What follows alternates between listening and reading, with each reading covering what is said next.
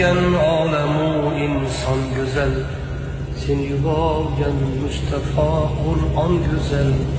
Sen buyurgan her amal iman güzel.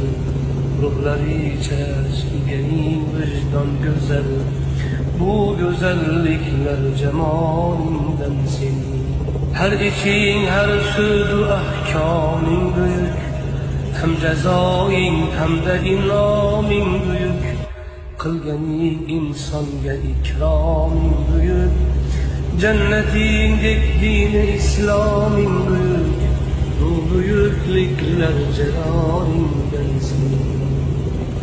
Sen yaratmış iki dünyanın tügel. Her sıfatın hamma asmain tügel. Barcha manglaylarda imloing tügel. Dilleri ichra chekkan imzoing tügel. Bu tügellikler kemalin